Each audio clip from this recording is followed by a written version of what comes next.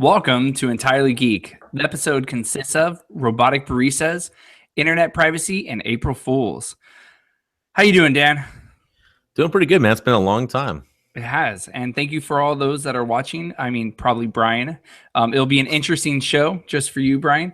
But hey, whoever watches, thanks for coming out and taking a look. Yeah, we're gonna try to do at least maybe once a month. What do you think? I think that will be good. Yeah, I've missed it, man. It's been a long time. I was looking at the videos last time. I think it's been like almost 3 years now. Yeah, that's what happens when you have kids. It makes sense. My son's 3 years old, so it makes sense now that I stopped 3 years ago. Yeah. So, yep, Sawyer and Anthony both were born that year, and that was like at the prime time of getting everything finished, and now here we are again.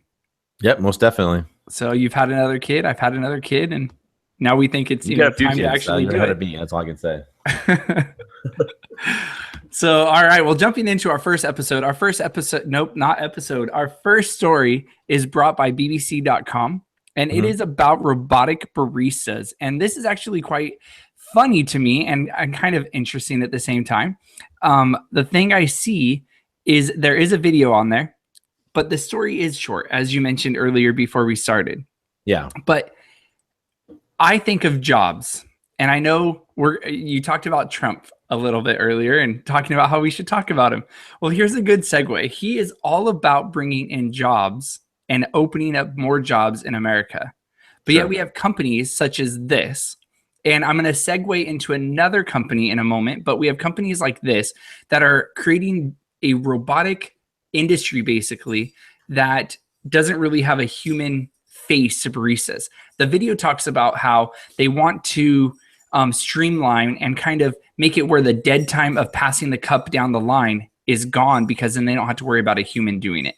But then you have jobs that are being lost, in my opinion, and stuff. So it's a really cool technology piece. But at the same time, when I look at it from the other side going, okay, well, what about the jobs? Sure. Yeah. No, it's the problem you have with all kinds of automation, not just robots, but with AI and automation in general, right? There's a lot of jobs that will not exist in the future. It's kind of the first time we're really going this far with it. But if you think about the history of the Industrial Revolution and all that stuff, I mean, we've always had innovation, and there's always been jobs that don't exist anymore. I mean, at a certain point, horse and buggy people were out of business, right? Because cars took over.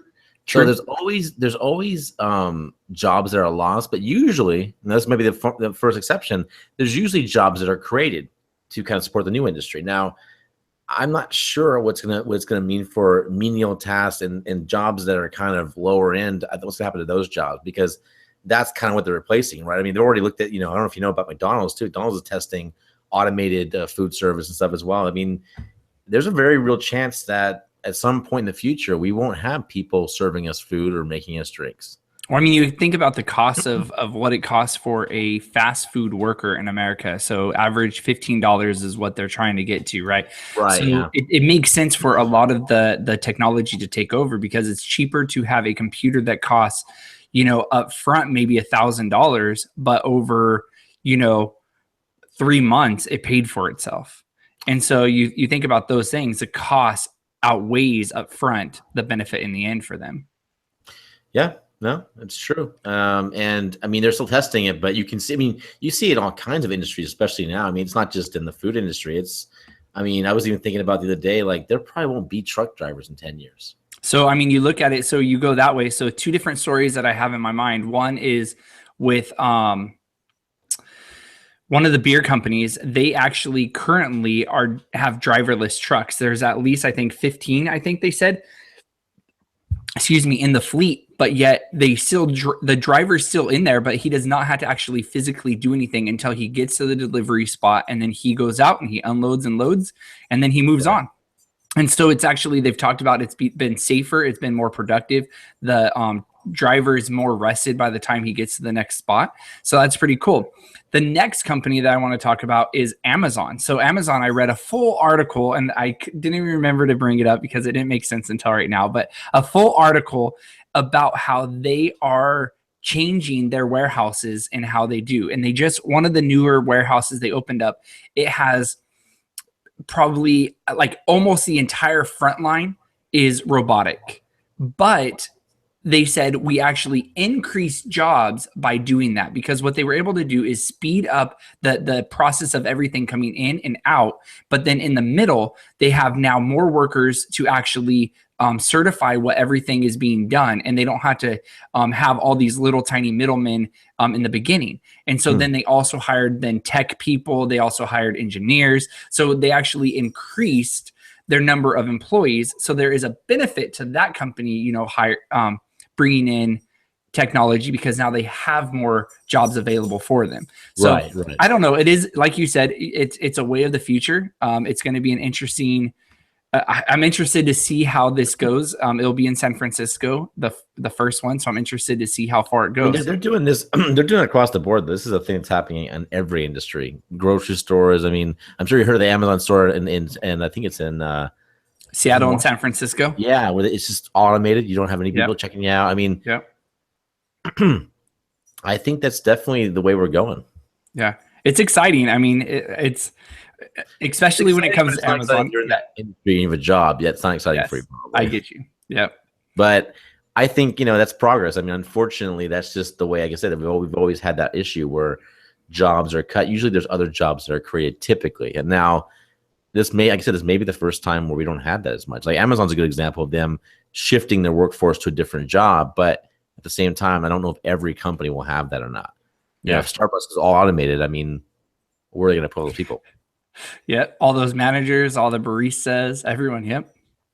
Yeah. So, and how people are going to feel about ordering from robot. I mean, I'll be fine with it, but how other people are going to feel about it? I mean, yeah. The video showed that people like the taste too, so it'll be an interesting segue into. You're really helping Brian out with the drink game, by the way. Really, I really try not to use interesting. I've used it like 6 times already. So moving on to the next story to see what we can talk about, and this is a interesting story, Dan. So I love that word. I do. So when you guys go to it, it's going to be on The Verge. And it is a story of internet privacy. Dan, I have to stop for a moment and ask you a point blank question. Do you care about internet privacy? I think that I care about what companies do with the things that like things that I'm doing on the internet, right? If I'm browsing around doing certain things, I don't want that typically to be sold to other companies. I don't like the idea of that being kind of spread around. I think I should have some privacy. I mean, I know that I understand that the internet doesn't have, technically there's really no privacy on the internet, but I guess I don't like the idea of companies making money off my stuff, if that makes sense. I got you. That's kind of where I draw the line. I mean, I already know the government watches everything I do already. I mean, it's already out there that, anything you're doing on the internet is public. Let's just assume that. Yep. But that being said, I think it's kind of wrong to be able to sell it, I guess. So, and I do like how the companies are backing up and saying, hey, we have no plans to sell your stuff, nor had we before. And then I do like how it said that, is there a difference between not doing it and that we never will do it? And so it's true that it could, easily become an income for them. It could be, a different way of looking at it. The thing I think about is I think of Google, I think of Facebook, I think of all these other companies. Yes, they're not the internet providers per se for our phones, but when I look at those companies and I type in anything in Google, for the next month, I see that same advertisement everywhere I go. So, So when I think about it, in a sense, yes, maybe my stuff isn't being sold right now, but maybe Big Brother will help me out buying that brand new, belt that I want. I don't know, whatever it is, Yeah, well, I mean, there's definitely a benefit, right, to customized advertising and that sort of thing. There's no doubt that I'd rather see more relevant ads. I'm just not sure why we had to roll back these protections. I'm not really sure what the benefit was. Because, yeah, you're right, Google, but you're opting in, right? You're just saying, I want to use Google, and I understand the rules of Google. I understand when I use Google or use Gmail, they are checking my stuff, and they're basically, catering things to me, right? That's their business model. And we want the information from Google, so we accept the business model. But now it's your ISP, which you don't have a choice. You want to be on the internet, you have to use an ISP, right? Correct. So now it's not really the same thing. Now, if I want to opt out of that deal, I have to opt out of the internet, basically. Yeah, it's a little bit different. Yep, and I get it, because it's not just your cell phone that you're having to deal with. It's literally, as you said, the internet. because Yeah, it's anything you do. Comcast. It's And every. and be sure they have a record of every single site you've ever been to if they want to. Yep. And they have, and that's fine. That's their job, that they have to monitor all that stuff. But like at the same time, don't want them just passing it around to other companies? Probably not. You know. So and like you said before, I'm okay with the government going in and saying, "Hey, I need a search on this IP. I need this information from it." Well, there's I rules about understand that. that. There's FISA warrants. There's all kinds of regulations that follow that. Yeah. I mean, yeah, we've seen the drama with Snowden and all that, and but at this point, we all know what we're getting into. That's what's different. That's a different aspect. This is commercial, though. This is for profit. It's kind of different. It'll be interesting to see. Oh, there's the word again. It'll be nice to see what happens in the future, because it could be as easy as, hey, they'll never do it. The government changed their plans, and we never hear about it again. Or it could be in the next year and a half, we start seeing, all of our information being sold wherever it needs to be sold. It's very or possible. Maybe they come out with a new, I mean, they listen to our podcast, so maybe they'll take, advice from us. And maybe what they'll do is have an opt in and out where you see fit. Maybe you pay extra. Maybe you pay an extra $10 for your stuff not to be sold. I'm going to make a prediction right here. They make the announcement, they made it already, and everything will calm down. And then after a while, when everything's kind of like calmed down and no one's looking anymore, they start making the deals. That's my prediction. But that's most companies. I mean, you think about it. It's too hot right now. They have to come out and say they're not going to do it, because it's too hot of an issue right now. It just happened. They rolled back these Obama, regulations. People are upset about it. They have to come out and say this. But is that going to last? That's my question. I don't think it will, frankly. There'll be some opportunity for them to make some money, and they're not going to turn it down. So. It's true. It's true. So. So just know everything you do is being sold. I mean, I guess understand what you're getting yourself into when you're on the internet. Everything's out there. Nothing's private. And as long as you're okay with that, then I guess everything's fine. But you have to understand those rules and understand what you're getting yourself into, I guess. Very, very true. Yeah. You either have to be willing to do it, or, as you said before, get off the internet. Yeah, basically. So, Dan. Yes. What's today? Today's April 1st. It is April 1st. So before we go any further, something I have to do because it's April 1st is it is also the Chiefs' birthday. So any Chiefs that are listening, happy birthday. So moving right along after that is it's also April Fool's Day. Yes. And the next article is really covered and has gone through and made sure they've gotten all the tech April Fool's jokes. So again, The Verge, April Fool's 2017. So the one thing that I saw, Dan, is for Google. Have you seen that one before with the with Mr. Pac-Man? I did see it, yeah, on the article there. So I've played Pac-Man on Google before. I played in Riverside on my wife's in-law or my mother-in-law's streets, all those. I played Pac-Man. And so I'm actually wanting to see what this one looks like this year with Mrs. Pac-Man. But what are some of the things that you saw in there that you kind of liked?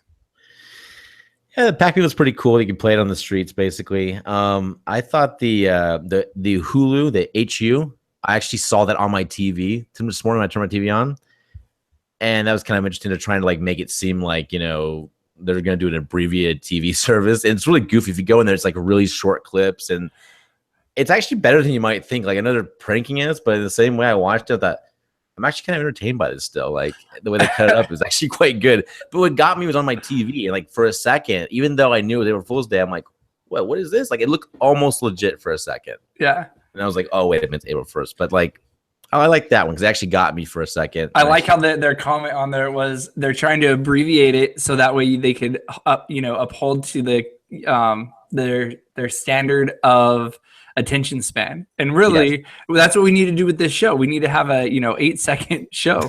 Just be like, this is what it is. All right, bye. Yes.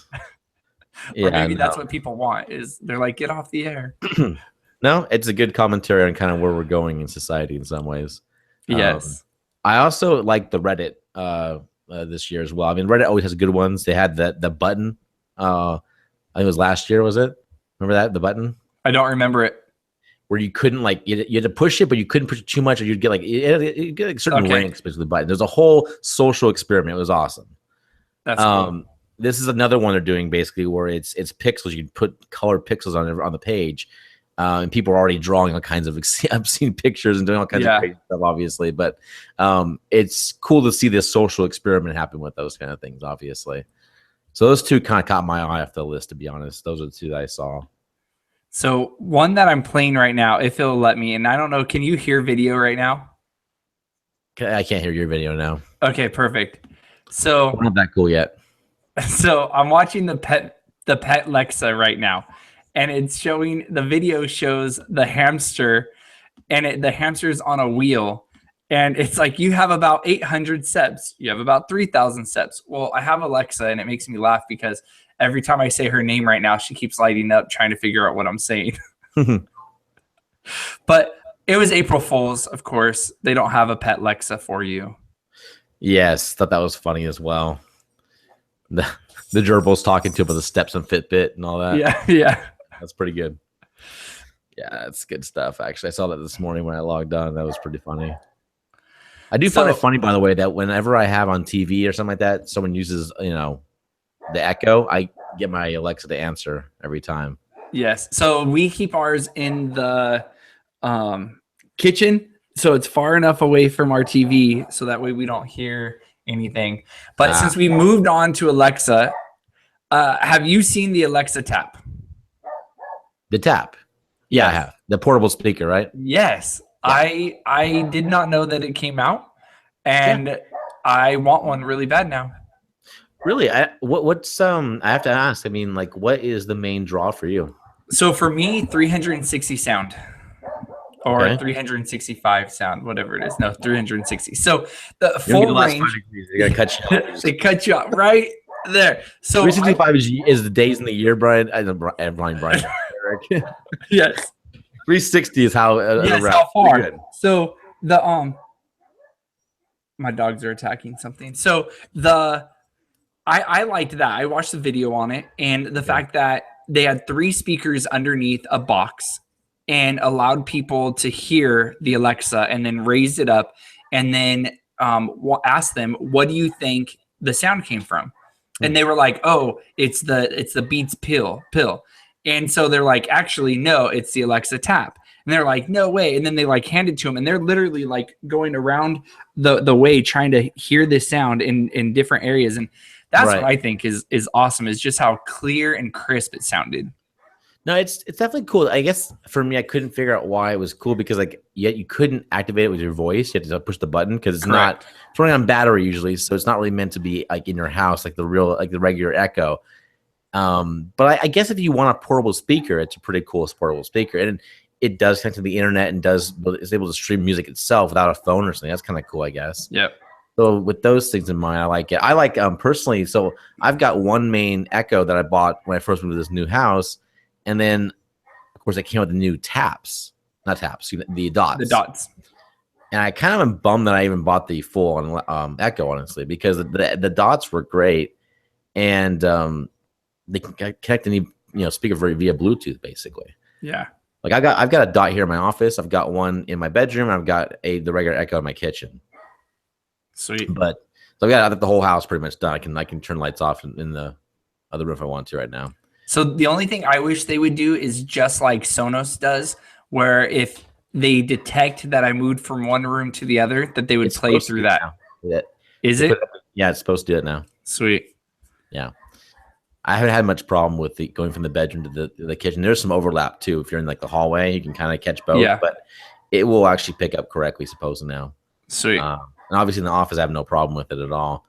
And I have, what's cool about the office, I have it connected to my Bluetooth speakers on my computer, so I've got it hooked to a nice sound system and that sort of thing for the actual sound, which is nice. That's good.